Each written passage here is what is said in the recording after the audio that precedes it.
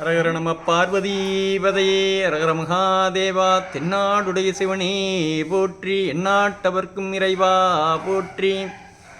அருள்மிகு செல்வ விநாயகர் கோயில் திருக்கோயிலானது சுந்தராபுரம் குறிச்சி ஹவுசிங் யூனிட்டில் ஃபேஸ் 2வில் அமைந்து நம்ம எல்லாம் காத்து அருள் புரியும் ஸ்ரீ செல்வ விநாயகர் திருக்கோவிலில் ஆருத்ராபிஷேகம் மிகச்சிறப்பாக நடந்தேறுகிறது. அதன் தொடர்ச்சியாக நாளைய தினம் பில்வாஸ்தோத்திரம், திருவம்பாவை பூஜை, சுவாமி ஊர்வலம் இதெல்லாம் நடக்க இருக்கிறது. இந்த ஆருத்ரா பூஜைங்கிறது ஏன் சிறப்பு அப்படின்னு சொல்கிறோம்னா, நடராஜருக்கு வருஷத்தில் 6 அபிஷேகம், 3 நட்சத்திரம் 3 திதின்னு பேர். நட்சத்திரத்தில் வரக்கூடிய அபிஷேகம் சூரியோதயத்திற்குள்ளார செய்யணும் அப்படிங்கிறது நம்ம ஆகம விதி. அடுத்ததாக திதி, சதுர்த்தசி திதி அப்படி சொல்லக்கூடிய 3 திதியில் வரும். அது ஷாயரட்ச செய்யணுங்கிறது ஆகம விதி. அந்த வகையில் இந்த 6 அபிஷேகத்தில் மிகச்சிறந்த அபிஷேகம்னு சொல்லக்கூடியது, நடராஜருக்கு மொத்தமே 6 அபிஷேகம் தான். அந்த 6 அபிஷேகத்தில் மிகச்சிறந்த அபிஷேகமாக சொல்லக்கூடியது இந்த மார்கழி மாதம் வரக்கூடிய திருவாதிரை நட்சத்திரத்தன்னைக்கு ஆருத்ராபிஷேகம்னு சொல்லுவோம். அது ஒன்று. ஆணி மாதத்தில் வரக்கூடிய திருமஞ்சனம், ஆணி திருமஞ்சனம்னு பேர். இந்த 2 அபிஷேகமும் அந்த 6 அபிஷேகத்தில் மிகச்சிறந்ததுன்னு சொல்லுவோம். ஏன் அதை அப்படி சொல்கிறோம்னா, இந்த திருவாதிரை பூஜை நம்மளுடைய இந்த ஜென்மா ஈடேறணும் அப்படின்னா நம்ம நடராஜ பெருமானம் தரிசனம் பண்ணணும். தென்கைலாயமாம் சிதம்பரம் இந்த நடராஜ பெருமானம் தரிசனம் பண்ணணும். இந்த தரிசனம் பண்ணால் நம்மளோட ஜென்மம் ஈடேறதா ஐதீகம். அப்பேற்பட்ட இந்த ஆருத்ரா தரிசனம் அது மாங்கல்ய நோம்பினும் ஒரு பகுதியில் சொல்லி வருவா.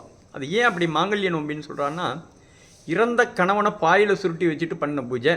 அந்த பத்னியும் மோட்சத்துக்கு போவா, அந்த கணவனும் உயிரோடு திரும்பி வருவான். அப்பேற்பட்ட சுமங்கலி பூஜைன்னு சொல்லக்கூடிய இந்த ஆருத்ரா தரிசனமானது மற்ற பூஜைக்கெல்லாம் ஒரு விநாயகர் சதுர்த்தி பூஜை, மற்ற ஒவ்வொருத்துக்கும் முருகனுக்கு கந்த சஷ்டி பூஜை அப்படின்னு சொல்லுவோம். இது மட்டும் தரிசனம்னு பேர், ஆருத்ரா தரிசனம். ஏன் அப்படின்னா, சுவாமியை தரிசனம் பண்ணாலே இந்த ஜென்மம் ஈடேறுமா. அதாவது மார்கழி மாதம் 30 நாளும் கோயிலுக்கு வந்தால் 1 வருடம் அந்த கோயிலுக்கு வந்ததோடைய பலன் கிடைக்கும். அப்படி அந்த 1 மாதமும் வர முடியாதவங்க இந்த 1 நாள் ஆருத்ரா தரிசனத்தன்னைக்கு கோயிலுக்கு வந்தால் அந்த 1 வருடம் வந்த பலன் கிடைக்கும்.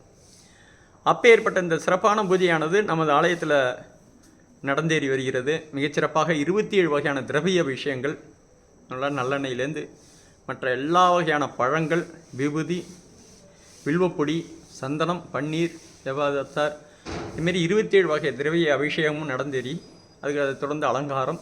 காலையில் 3:30க்கு மூலவர் அபிஷேகம். அடுத்ததாக 4 மணிக்கு திருப்பள்ளி எழுச்சி பாடி 10 பாட்டு பாடி கதவு திறக்கிறது. சுவாமி கதவு திறந்து அதுக்கப்புறம் பில்வாஸ்தோத்திரம் பண்ணி திருவம்பாவை பூஜைன்னு பேர்.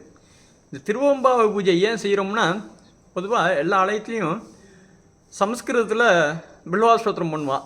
அடுத்ததாக இந்த திருவம்பாவை பூஜை இந்த 30 நாளும் உண்டு. ஏன் இந்த திருவம்பாவை பூஜை அப்படின்னா, சிதம்பரத்தில் சிவபெருமானே கையெழுத்து போட்டு கொடுத்துருக்கிறார். எனக்கு தமிழ்லே பாடு, தமிழில் பாடுறது தான் எனக்கு பிடிக்கும், இப்படிக்கு தில்லை கூத்தன்னு சொல்லி கையெழுத்து போட்டு கொடுத்துருக்கிறார். அந்த ஏடு இன்னமும் இருக்கிறதா நமது ஆகமம் சொல்லுது. அந்த வகையில் நாளைக்கு திருவம்பாவை பூஜை. இந்த சமஸ்கிருத பில்வாஸ்தோத்திரம் முடிஞ்சோன்னா திருவம்பாவை பூஜை. ஒவ்வொரு பாட்டுக்கும் ஒவ்வொரு நைவேத்தியம். அப்படி தமிழ்லே பாடப்பட்டு 21 பாட்டுக்கும் 21 நைவேத்தியம் பண்ணி அதுக்கப்புறம் சுவாமி புறப்பாடு பண்ணுறது இந்த திருவம்பாவை பூஜைன்னு பேர். இது குறிப்பிட்ட சில இடங்களில் தான் இந்த திருவம்பாவை பூஜை நடக்கும். அது நமது ஆலயத்தில் நடந்தேறுங்கிறது இந்த சுற்றத்து வாழ் மக்கள் எல்லாரும் செய்த புண்ணியம்னு நான் நினைக்கிறேன்.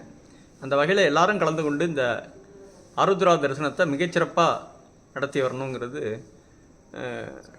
நம்ம பக்த பெருமக்களுக்கு பெரும் வேண்டுகோளாக நம்ம ஆலய நிர்வாகம் சார்பாக கேட்டுக்கொள்வோம். எல்லாரும் கலந்து கொண்டு இந்த சிவகாமி அம்பிகா சமேத நடராஜ சுவாமியோட பரிபூர்ண அருள் பெற்று எல்லா வளமும் பெற்று பெருவாழ்வு வாழ ஆலய நிர்வாகம் சார்பாக கேட்டுக்கொள்கிறோம். செல்வ விநாயகர் ஆலயம் குறிச்சி அவசியம். சந்தோஷம்.